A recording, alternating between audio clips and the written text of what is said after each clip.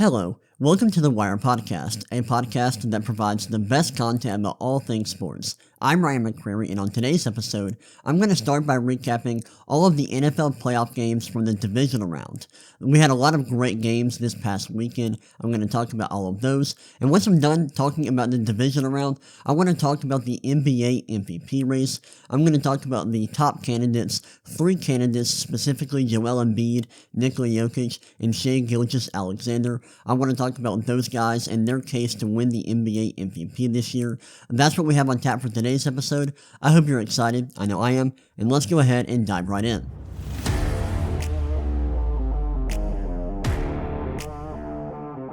Alright, let's get the show on the road by recapping the divisional round of the NFL playoffs. This past weekend, we had 4 games. I'm going to recap every single one. Let's go ahead and get started with Texans versus Ravens. So this was a very strong performance from the Ravens. They won 34-10 at home, but it wasn't always a blowout. The first half was pretty close, and I'm going to go ahead and go through the game tracker. I'm going to go through the play-by-play and see how this game played out. So in the first quarter, the Texans started the game off with the ball. They punted. Then the Ravens responded with a field goal to go up 3-0. Then both teams traded punts before the Texans kicked a field goal of their own to make the score 3-3. And then, before the first quarter ended, the Ravens scored a touchdown to go up 10-3. Then in the second quarter, the Texans punted, then the Ravens punted, then the Ravens punted again. Let me go back. The Ravens punted, and the Texans returned it for a touchdown. Steven Sims scored a punt return touchdown to make the score 10-10. Then the Ravens punted, and then the Texans, they kicked a field goal to go up 13-10, but they missed it, and so the score remained 10-10. Then the Ravens punted, and then the Texans had one more possession. They ran the clock out, and that was the end of the first half. The score was 10-10 at halftime. The first half was very, very close, largely due to the punt return touchdown. It was a very close game. Neither team was dominating the game at this point, but the second half was much, much different. The third quarter got started with the Ravens touchdown. They went up 17-10. Then the Texans punted, and then the Ravens scored another touchdown to go up 24-10. So they scored 2 touchdowns in the third quarter, and that made the score 24-10, gave them a 14-point lead. And then in the fourth quarter, the Texans started with a punt. Then the Ravens scored another touchdown to go up 31-10. Then the Texans had a turnover on downs. Then the Ravens kicked a field goal to go up 34-10, and that was basically the end of the game. They scored 24 unanswered points in the second half, the Ravens did, to win by 24 points at home. Big win for them. The Ravens were really good in this game. I know the first half was close, but they dominated in the second half. They were really good in this game, and their defense was awesome. Their defense was amazing. They limited the Texans to just 4.5 yards per play. They also held them to just 4 of 12 on third downs alone, which is really good. And they allowed a success rate of just 31%. Mike McDonald, their DC, he was absolutely cooking in this game. He was great. And for the Texans, I wanted to talk about their offense a little bit. CJ Stroud was okay. I know his numbers weren't great. The box score wasn't gaudy, but he didn't have a sack or a turnover, and he was under pressure all game long. And so the fact that he didn't have a sack or a turnover despite that, I thought was impressive. I thought he handled pressure okay, especially in terms of limiting sacks in those situations. And he had some nice throws in the first half. Obviously, the second half was not that great for them, but I thought Stroud performed okay in this game considering that he was going up against a historically good defense. And for the Ravens, they were really good offensively. Lamar Jackson, he was electric. He had 4 total touchdowns, 100 rushing yards, completed 16 of 22 passes, and averaged 0.36 EPA per dropback. He was really good. I know his passing numbers weren't all that impressive if you just look at the box score, but trust me, I watched the game. He was great, made some big throws, was awesome as a runner, and was really, really efficient. He was great, and this was the second playoff win of his career. And he has largely struggled in the postseason through the beginning of his career. And so to see him play so well today, or this weekend, was awesome.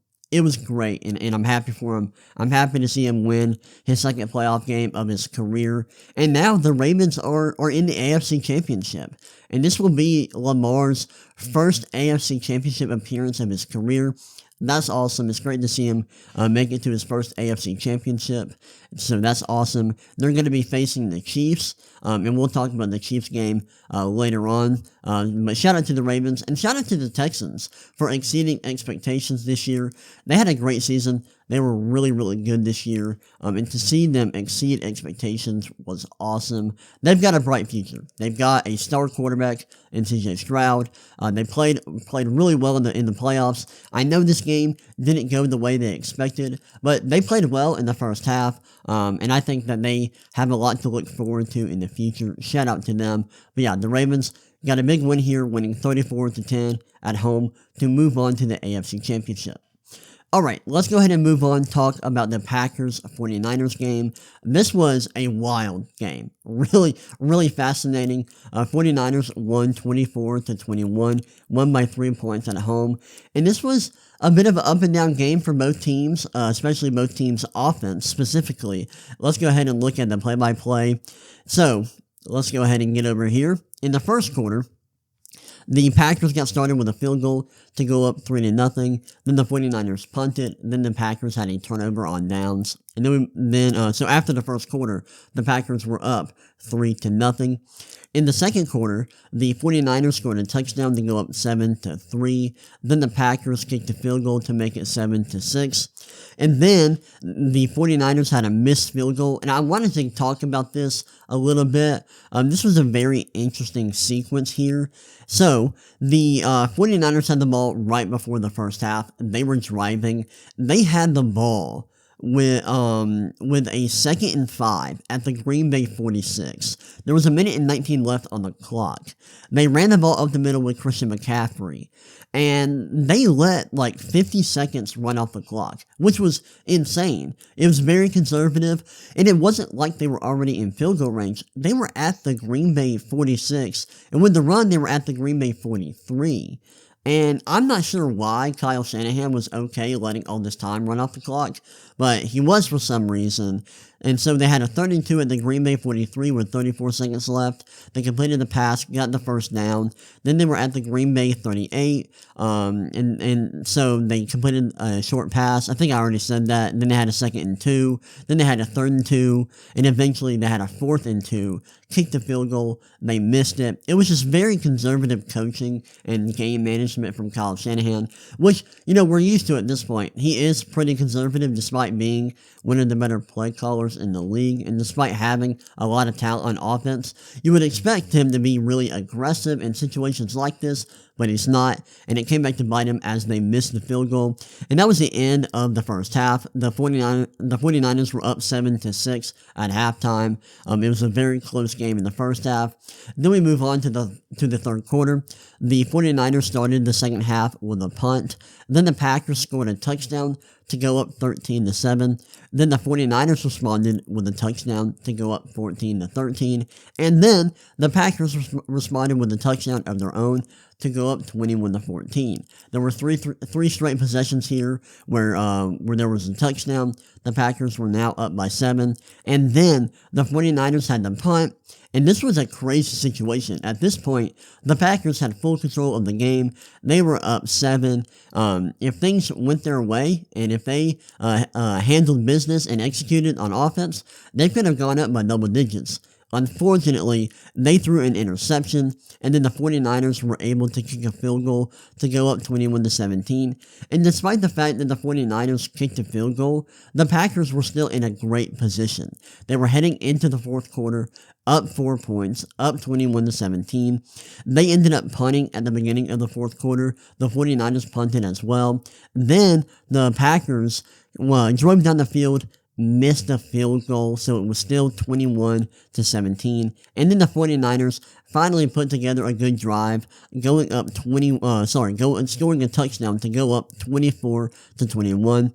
And then the Packers threw an interception at the end of the game. It was a really bad interception from Jordan Love, following up a really nice final drive from Brock Purdy. But the interception from the Packers on the final drive, it was a bad decision by Jordan Love. I don't know what he was doing. I don't know what he saw. I think it was just a really bad decision from him. He throws the ball up into like triple coverage. The 49ers pick him off, and they win the game 24-21.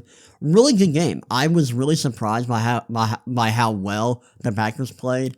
They were really good, and the 49ers are a great team. They were big favorites in this game, yet the Packers were in it until the end. It was a great game. I really enjoyed it. Sorry, I had to get a drink real quick. But yeah, shout out to the Packers. They played really well in this game, kept it close. I did want to talk about Brock Purdy in this game. Man, he was terrible. I'm not going to bash him too much, but he was pretty bad for 99% of the game. He had a great final drive where he made some nice throws, had a nice scramble in the red zone, but for most of the game, he was really bad. He was struggling with accuracy. He had some really bad decisions, some throws where he should have been intercepted, but he got lucky there, and that made his box score look a little bit better. But overall, he was not very good. He's got to be better moving forward. The 49ers are not going to win a Super Bowl if he continues to play like this, but I don't expect him to. I think this was like an outlier. I don't expect him to play this way. It was rainy. He does have smaller hands, and it seemed like that was affecting his ability to throw the ball accurately. But he's been really good this year, and he has not been playing like this. This is not a normal performance from him, especially in terms of accuracy. The accuracy was a huge issue in this game with the weather. But I did have to point out that he was not good in this game, and I saw a lot of tweets from 49ers fans and 49ers reporters and 49ers writers talking about how great the final possession was, how great the final drive was. There was a guy, I think his name was David Lombardi, who covers the 49ers for The Athletic. He compared Purdy on that final drive to Joe Montana. And listen, that's all cool, but like, we gotta be honest here. He was not very good in this game. Had some nice throws at the end of the game, and he did come through in the end, but a big reason why the game was so close in the end, and the reason why they were down in the end, had a lot to do with the way that Brock Purdy was performing in the first three quarters. And so, I don't want to give him too much credit for him digging the 49ers out of a hole that he dug. We see like fans and like football fans do this a lot, where they'll give quarterbacks credit for coming through in the end of a game where they were the biggest reason why their team was struggling so much. Like I saw this with the Falcons a lot this year. I'm a Falcons fan, and Falcons fans would do this with Desmond Ridder. Desmond Ridder had a lot of fourth quarter comebacks this year and a lot of game-winning drives, and he deserves credit for that and performing well on those drives, but he also deserves criticism for, digging the hole in the first place and for playing so poorly that the team is struggling and is behind late in the game. And I think we saw a situation like that here with Brock Purdy and the 49ers. I don't want to pile on him too much because he did make some big plays at the end of the game, and he deserves credit for that. But I didn't want people to lose sight of the fact that he did struggle and that the 49ers were lucky to win this game with how poorly Brock Purdy played through the first three quarters, and how lucky he got on a few passes that honestly should have been intercepted. But they were able to come through. Christian McCaffrey had some big moments. Their defense came up with some big plays, recorded 2 interceptions. That was huge. I thought Jordan Love was better than Brock Purdy in this game, but he had some bad moments. I think the interception that he threw, the first interception, was tipped, if I remember correctly. But the second interception was his fault, and it was a terrible play. I don't know what he was doing. But overall, both quarterbacks had their ups and downs. But the 49ers were able to win this game. They won by 3 points, and they are moving on to the NFC Championship, and they will face the Detroit Lions, who we are going to talk about next. We got to talk about the Buccaneers versus Lions. This was a fun game here. Lions won 31-23. Let's go through the play-by-play real quick, because this was a back-and-forth game that came down to the wire. So let's go through the play-by-play. In the first quarter, the Lions got the ball first, they punted, and then the Buccaneers, they threw an interception that was tipped, and they made sure, the offense made sure to pay back the defense by kicking a field goal to go up 3-0 early. Then the Buccaneers responded with a field goal to tie the game 3-3, and then before the first quarter ended, the Lions scored a touchdown to go up 10-3. In the second quarter, the Buccaneers got started with a punt, then the Lions punted, then the Buccaneers missed a field goal. This was a very interesting situation that I wanted to talk about. Right here, the Buccaneers were down 10-3, and they had a 4th and 5 at the Detroit 32. They kicked a field goal. It was a 50-yard field goal attempt. I thought the Buccaneers should have went for it. I did not like the decision to kick a field goal here, and I think they had another situation earlier in this game where they punted that I didn't like. Maybe that happened later in this game. I don't remember. There were a few plays where Todd Bowles was really conservative for the Buccaneers, and I didn't like some of his decisions. This field goal attempt, I thought they should have went for it. They were down 7 against a superior opponent on the road. They're the underdog.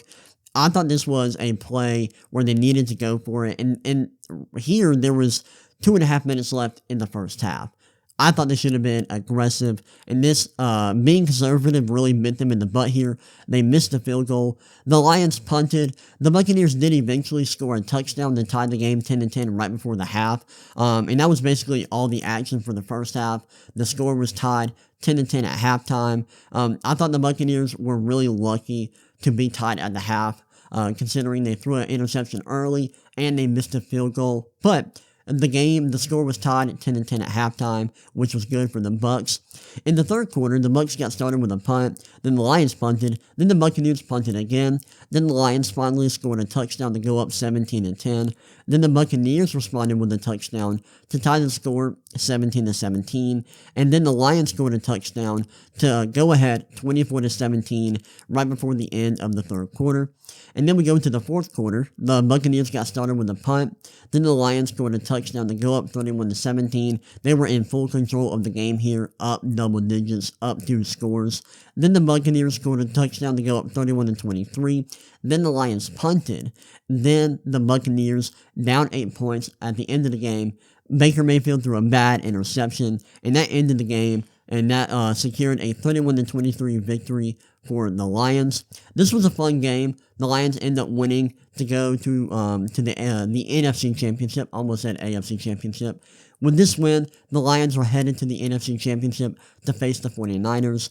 Big moment here for this team, for that city. So shout out to them. The Lions offense, was really good in this game. They averaged about .17 EPA per play and had a success rate of 55%.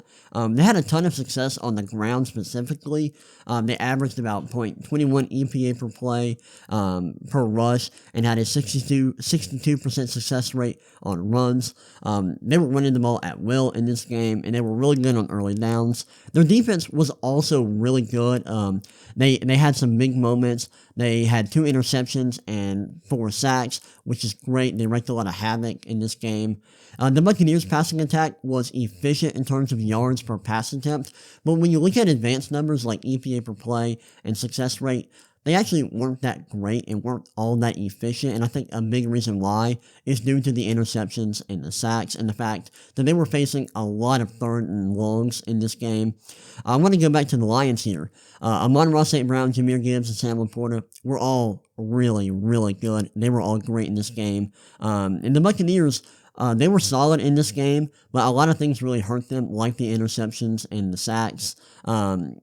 but they were able to run the ball effectively.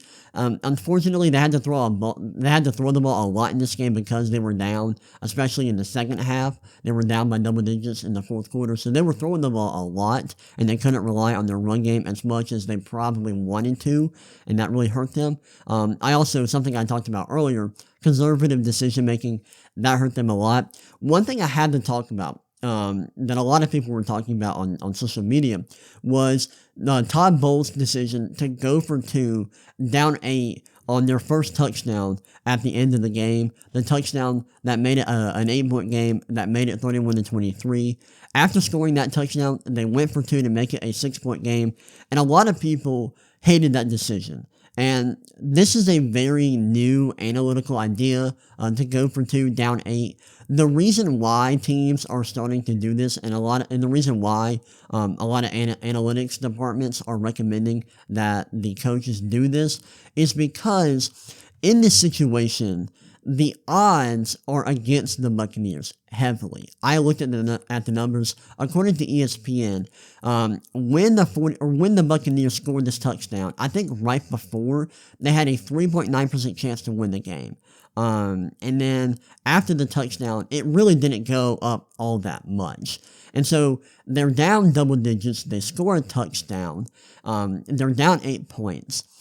The odds of them winning the game are not in their favor, and it's not even close. Their odds of winning the game are already small, because they have to get a stop, which is hard because the Lions' offense is really good.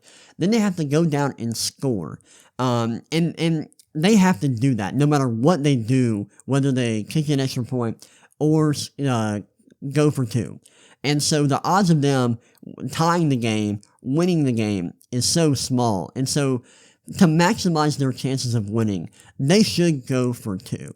Because even if they don't get it, they're still down 8 points. They can get a stop. They can go down the field and go for 2 again. And they would be expected to get one of those 2-point conversions. Obviously, they could fail twice. That's a possibility. But they would be expected to convert one of those 2-point conversions and at least play for overtime if things go their way. But if they do go for 2 and get it, it's a 6-point game. If they get a stop and score a touchdown, they can kick an extra point to win the game in regulation. And then, by going for 2, it's a 6-point game. If they don't get a stop but the Lions kick a field goal, it's still a 9-point game. They can get a touchdown. If they score a touchdown, they can potentially kick an onside kick and then tie the game in regulation. Going for 2 gives them a lot more possibilities to tie the game. It also gives them the ability to win the game in regulation. And with the odds not being in their favor at all, I think it does make sense for them to go for 2 in that situation to maximize their chances of winning in regulation. And you don't want to go to overtime, honestly. I know that both teams get possession now in overtime, but still, you don't want to go to overtime as the underdog. You want to win in regulation, and the best chance to do that in this situation was to go for 2 down 8. I know that a lot of people don't like that. They feel like you should kick the extra point, and then if you want to go for 2 on the second touchdown. But I promise you, in that situation, to give yourself the most time, to take advantage with the time that you have, and to maximize your chances of winning, the best decision is to go for 2 down 8. If you fail there, you know what you have to do. You've got to go down and you've got to get a stop, score a touchdown, get a 2-point conversion, and then if you get the 2-point conversion, you know that you can win the game in regulation, or you know that if you went down 9 points, you have to score a touchdown, get an onside kick, and kick a field goal. It's very complicated. I know, I may not be making a lot of sense here. You can probably look this stuff up and hear better explanations for why going for 2 down 8 makes a lot of sense.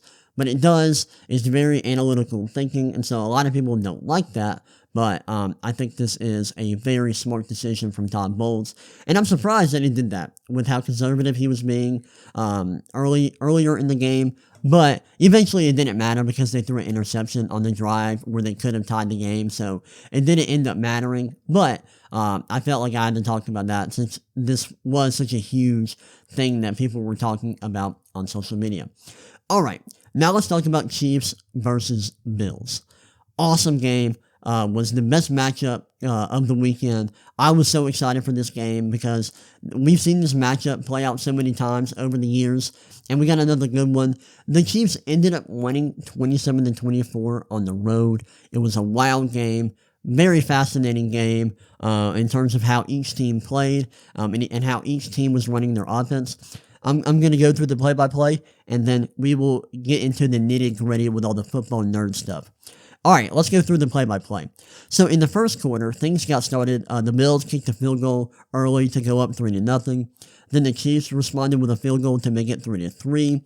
And then the Bills scored a touchdown to go up 10-3 after the first quarter. In the second quarter, the Chiefs got started with a field goal to make the score 10-6. Then the Bills punted. Then the Chiefs scored another touchdown to go up 13-10. Then the Bills responded with a touchdown to go up 17-13, and they would take their 17-13 lead into the half. In the third quarter, the Chiefs got started with a touchdown to go up 20-17. Then the Bills scored a touchdown to go up 24-20. And then the Chiefs scored a touchdown to go up 27-24. Then we head into the fourth quarter. At the beginning of the fourth quarter, the Bills had a turnover on downs. The Chiefs had a fumble that went into the end zone. It was crazy. They were like in the red zone. And so this was a huge moment. The Bills got the ball back, and they were down 27-24 at this point. They ended up punting. The Chiefs punted the ball back. They drove down the field. The Bills, I'm talking about here, they drove down the field, had a field goal. They missed it wide to the right. That ended the game and secured a 27-24 victory for the Chiefs. It was crazy. Wild game here. Went down to the wire. It was back and forth all game long. And the Chiefs end up winning. They do it again. They're back in the AFC Championship, and they will be facing the Baltimore Ravens. This was a really interesting game, specifically because of the way that the Bills were running their offense. So, in the first half, the Bills were super run-heavy, and they were having a lot of success. I sent a tweet about this last night. The Bills' run game was super effective in the first half, especially on early downs. They were running a lot on early downs, and that being first and second down, and they were having a lot of success, and the Chiefs couldn't stop it. And so I thought that was very interesting. They went super run heavy. They weren't throwing the ball down the field a lot. Their average depth of target in this game was 5.8. So they were not throwing the ball down the field at all. They were trying to establish the run, as they say, and they were throwing a lot of short passes. And they were really effective in the first half. Not quite as effective in the second half as they began throwing the ball more and as they began having to rely on the pass game more than the run game. I do want to talk about the Chiefs a lot. Patrick Mahomes was awesome in this game, and he was extremely efficient. He averaged 9.3 yards per pass attempt, had 0 interceptions or sacks, which is huge, and he averaged 0.57 EPA per play on dropbacks. Also had a completion percentage over expectation of 18.2%, which is incredible. Had a QBR of 91.2. He was awesome, super efficient, and the numbers were off the charts all across the board. His connection with Travis Kelce was super effective in this game. Travis Kelce had a big game, and even Marquez Valdes-Scantling made some big catches. So shout out to MVS. The Chiefs were also great at running the ball in this game. Isaiah Pacheco had 97 yards and a touchdown on 15 carries. They also averaged 0.13 EPA per play on runs and had a 50% success rate on run plays. Surprisingly, the Chiefs were not good on late downs. Like third and fourth downs, they were not very efficient on these downs. Though they were amazing on early downs, whether they were running or throwing. So their effectiveness on early downs was huge in this game. Their defense was also amazing in the second half. They held the Bills to just 7 points after the first 2 quarters, which is huge. And despite losing, the Bills played well, especially on offense. They averaged about 0.14 EPA per play and had a success rate of 58%. I talked about earlier, they had a run-heavy approach to this game, and they were really effective running the ball, but they were also effective throwing the ball. Josh Allen, the numbers weren't gaudy, but he had a solid game, averaged about 0.27 EPA per play on dropbacks, Also had a 56% success rate on dropbacks. Like I mentioned, didn't have gaudy numbers. If you look at the box score, you may not be super impressed, but he didn't throw a pick. He didn't take a sack. Has some big throws in this game. He also was really good as a runner. He had 12 carries for 72 yards and 2 touchdowns, so he had a really good game, in my opinion. I thought he looked really good. He didn't throw the ball down the field all that often, but he did have some big throws down the field that weren't caught. One to Stephon Diggs, one to another receiver whose name I can't remember off the top of my head. Also, on the final drive, there was a big sequence here where the Bills, I think they were in the red zone. They may not have been in the red zone at this point, but they were driving, and this was right before they kicked the field goal that they ended up missing at the end of the game. They had like a 2nd and 9 where Stephon Diggs was open on like a crosser route. Josh Allen ended up not throwing the ball to him. He went after a post, which was open in the end zone, but he missed the throw. A big reason why I think he missed the throw is because Chris Jones was able to push back the left tackle, and he pushed him into Josh Allen, which affected the throw. The throw ended up being complete. A lot of people were criticizing Josh Allen for that decision on social media, on Twitter. I didn't think it was a bad decision. I thought it was a good decision. It was a post route versus a coverage where the middle of the field was open. He had to throw. He probably needed to step up within the pocket to avoid the pass rush and then to make the throw. But I thought the decision was great. You needed to get a touchdown there. You're down 3. A touchdown could potentially win the game. So I liked the aggressive decision there, and I thought it was the right decision. The execution just wasn't there. And then on the next play, they threw the ball into the end zone. It was incomplete, and that's what led to the field goal attempt. I thought the decision-making was good there by Josh Allen. I thought he should have, moved up in the pocket on that 2nd and 9 play where he threw the post route. But other than that, I didn't think the decision-making was bad from him.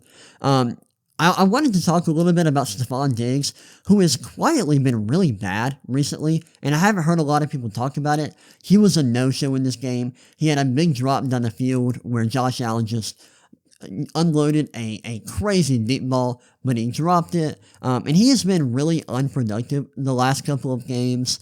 I don't know what's been up with him. I don't know if he's hurt. I don't know if it's just, he's having a bad stretch, but he's been really bad, and it's come at a really bad time. They need him to play well. They needed him to play well in this game, and they needed him to play well in the playoffs if they wanted to win a Super Bowl, so I thought that was something worth noting. With this loss brings a big question. What's next for the Bills? And do they fire Sean McDermott? I think they should fire Sean McDermott. I think, this is like 5 years in a row, I think, maybe 6 years in a row, in which they have not made it past the AFC Championship. This is many years in a row in which they haven't made it past the divisional round. And now they're going to face some difficulties when it comes to their cap room. I think right now they need to make a change with their head coach. It's just been too many years in a row in which they've fallen short in the playoffs. I think they have to make a change. I think they have to fire Sean McDermott. Will they? I'm not sure. I wouldn't be surprised if they do, though, and I think it would be the right decision. I think they have to make a change with their head coach.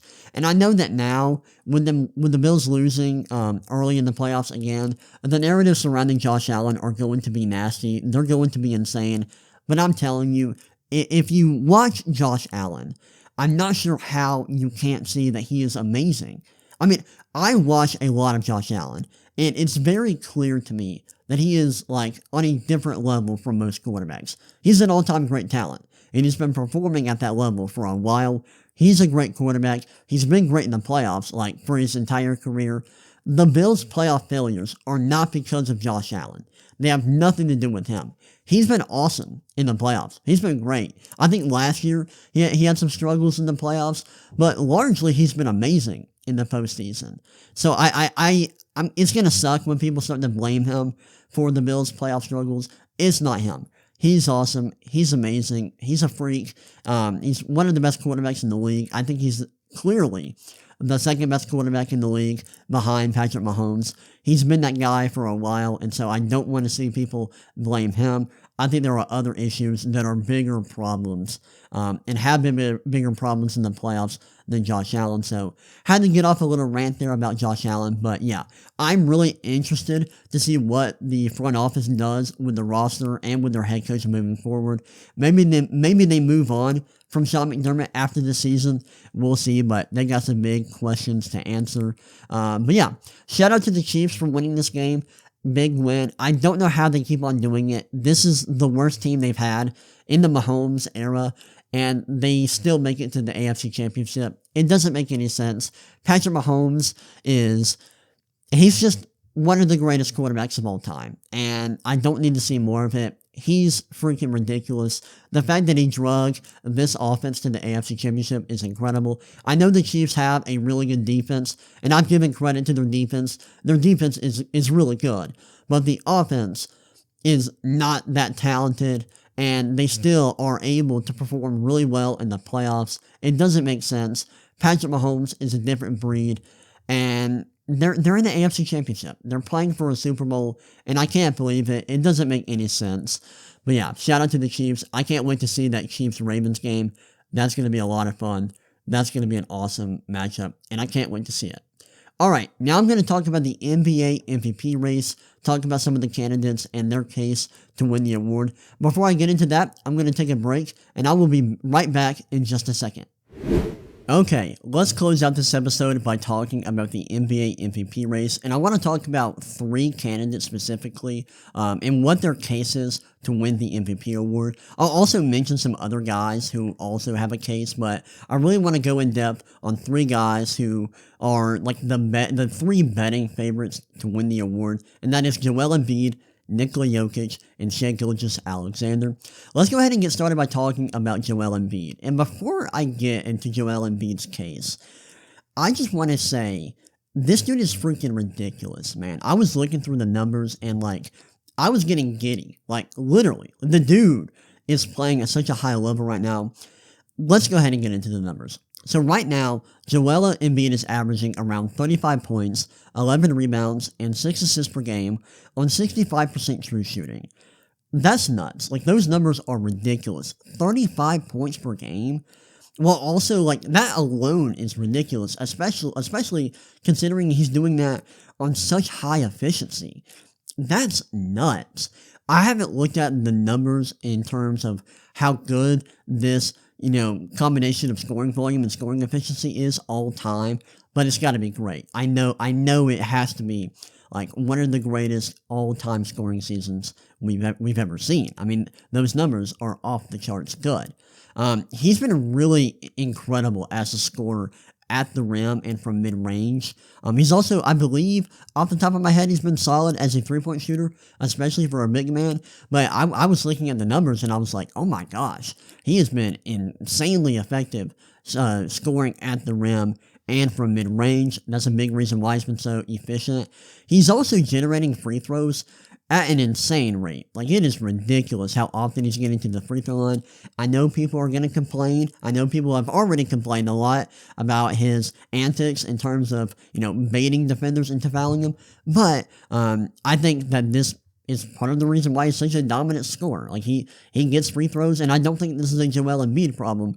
This is a referee problem. And I think if we're going to criticize anybody, you should criticize NBA refs. They're the problem here, not Joel Embiid. Embiid is just taking advantage of them like he should. And that's his ability to get to the free throw line is a huge reason why he's averaging 35 on just out-of-this-world efficiency.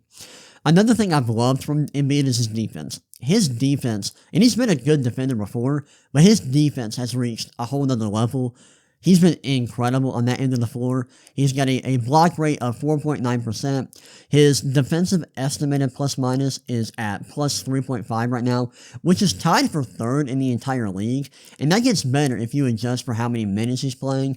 Among players who are playing 30 minutes per game, I think he is tied for 1st in this metric, maybe 2nd. I'll have to look, but yeah, his defensive impact metrics are great. They're really good. And it makes sense because not only is he blocking a ton of shots, the 76ers defense is 4.1 points better per 100 possessions when he's on the floor.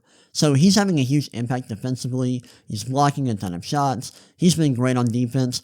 He's also taken a step up as a passer. His assist rate is a career best 32.3%, which is insane for a center. That's really good.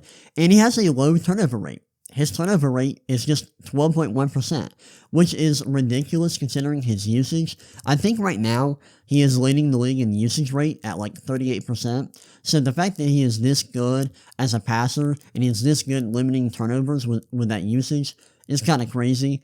And when you look at his impact metrics, they're awesome. His box plus minus is 12.4, which is at an all-time great level, and his estimated plus minus is 10.3, which is also at like an all-time great level. He is playing like the best player in the world right now. Like, and I'm very comfortable saying that. This production is unreal, and this is like best player in the world kind of production. And then if you care about, the team record and team production, his team is great. They're 28-13 right now. They're third in simple rating system, which is, opponent adjusted scoring margin. And they're also top 10 in both offensive rating and defensive rating. Now, and that's great. So if you care about team accomplishments, he's got that. He's also got the individual production. There's not a lot that you can say against Embiid right now.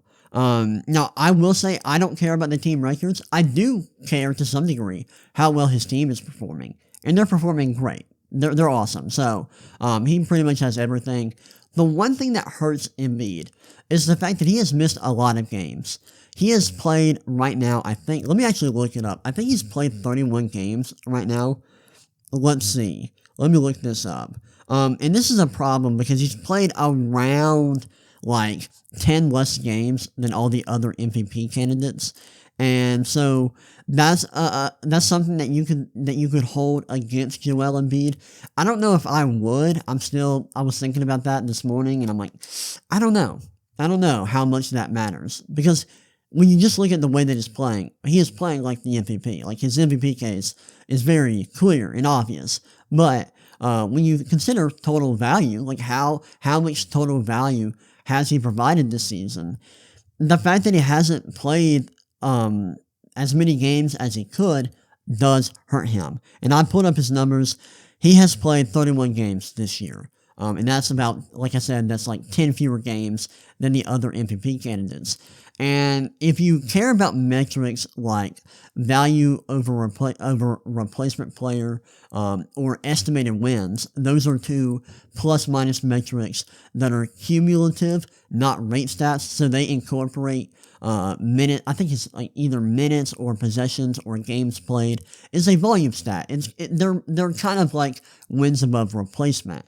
And because Embiid has only played 31 games, he is lower in those metrics than rate stats like box plus minus and estimated plus minus. So I think that his games played does matter. To what extent, I'm not sure. It would depend on each individual person and each individual MVP voter, but it's something I would consider. But I will say that I think Joel Embiid is very deserving of the MVP award, and he has been playing like the best player. So I think that would matter more than how many games he has missed. That's just my opinion. All right, let's move on to Nikola Jokic. So right now, Nikola Jokic is averaging around 26 points, 12 rebounds, and 9 assists per game on 65.7% true shooting. He is having another ridiculous season. Those numbers are awesome. Really good. Like Embiid, he has been unbelievable as a scorer at the rim and from mid-range. He's also been unreal as a passer. He has an assist rate of 43.7% compared to a turnover rate of just 12.7%. And the Nuggets offense is so much better when he's on the floor. When he is on the floor, the Nuggets offense is 16.2 points better per 100 possessions than when he is off the floor. That's crazy. And I know that the Nuggets bench hasn't always been that great, but still, that is really good. That offensive impact is awesome. Let me get a drink real quick. Right now, he is performing like the best offensive player in the league. like, clearly. His numbers across the board offensively are so good. I think, like, obviously, Tyrese Halliburton has a case there. Luka Doncic has a case there. But man, he is playing so well offensively right now. And I do think he's been better offensively than Joel Embiid. And so I think that is something that is in Jokic's favor when you're talking about the MVP discussion. Something that is important to talk about is Jokic's defense. His defense has taken a step back. I think in years past, he has been around average to slightly above average defensively. And at times, he's been like a good defender. But right now, he's not playing that well on defense. His defensive estimated plus minus is negative 0.9, which is below league average and like pretty easily below league average. So that hurts him a lot, and that's why his impact metrics, when you look at estimated plus minus, is a little bit lower. We'll get into that in a little bit. Now, his team has been great, and people, when MVP voters talk about the MVP race, they love to bring up team accomplishments and team records. The Nuggets have been great this year. They are 30-14, which I think is the third best record in the league at the moment. They're 6th in SRS, simple rating system, and they are top 10 in offensive rating. They are slightly outside the top 10 in defensive rating, but their offense has been really good. And Jokic's impact metrics are great, but they are a little bit mixed. His box plus minus is 14.2. This is a little bit inflated because box plus minus is not doesn't measure defense the best. And he is, I think, number 1 in defensive box plus minus, which obviously is not an accurate representation of how well he's playing on defense. Estimated plus minus is a lot better than box plus minus at measuring defense, and in this metric, he has an EPM of just 7.2, which is still really good. I know I said just 7.2. I say that because that's a lot lower than his box plus minus. It's still really good. I think that mark is top 5 for EPM, but it's not like a historically great mark, and it doesn't lead the league. And I care more about EPM than box plus minus. And so I think Jokic has been playing at an MVP level, but I'm not sure he's been better than Joel Embiid, and I would probably prefer Joel Embiid if I were voting for the MVP. But Jokic has played more games, and he does rank better in these like WAR type metrics. So if you care about that a lot, maybe you would go with Jokic. But for me, I think I would lean towards Joel Embiid. And I say that as someone who is a very vocal Nikola Jokic supporter. And so hopefully that shows that I try not to be biased and I try to be objective. Right now, I think Joel Embiid is having a better season than Nikola Jokic. All right, let's move on and talk about Shai Gilgeous-Alexander, who is just such a fascinating player. I love him. He's awesome, fun player. Right now, he is averaging around 31 points, 6 rebounds, and 6 assists per game on 64.8% true shooting. Really good numbers across the board there, super efficient, and he's having a great all-around season. He's been a ridiculous rim finisher. He's almost at 70% shooting at the rim, which is nuts. And I think his field goal percentage at the rim is higher than Jokic and Embiid, which is nuts to think about. He's also been extremely effective as a mid-range shooter, which is great, and that's the same with like Jokic and Embiid. All 3 of these players are really good at scoring inside the three-point line. He's also been, he hasn't been that good of a three-point shooter, but that's fine. You don't have to be. He's still scoring at a high volume on really, really good efficiency, so I don't think that's a problem, but that is something that he doesn't do all that well. He has been a good passer. Yeah, he has an assist rate of 29.8% versus a turnover rate of 7.7%. That turnover rate is incredible. That's insanely low. And I think, although he's not, generating assists at a super high rate, that it's a good assist rate, just not elite. I think the fact that he limits turnovers at this rate makes up for that, and his efficiency in that department is unreal. Now, something that I love about SGA is the fact that he is awesome on defense. Right now, he is having an incredible defensive season for a guard. He has a steal rate of 3.1% and a block rate of 2.1%. Those numbers are awesome. He also has a defensive estimated plus minus of plus 2.5, which is really, really good. He is playing so well on both ends of the floor, and that's a big reason why he is having an MVP caliber season. And I looked at the Thunder's offense and how it performs when he is off the floor versus when he's on the floor.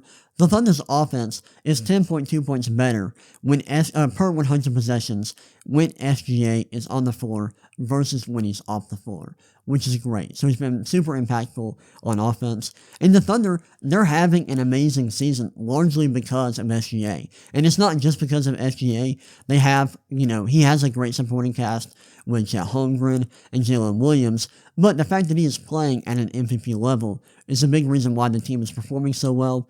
Right now, the Thunder are 29-13.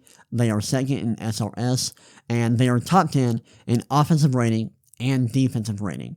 And something that I want to point out is that SGA ranks first in Duncan 3's estimated wins metric. I talked about this earlier.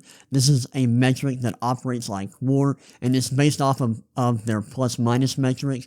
It's cumulative. It's not a rate stat, and so it looks at the total value that SGA is providing, and he ranks first in this metric. And so I think that you can also use that as a big part of his MVP case.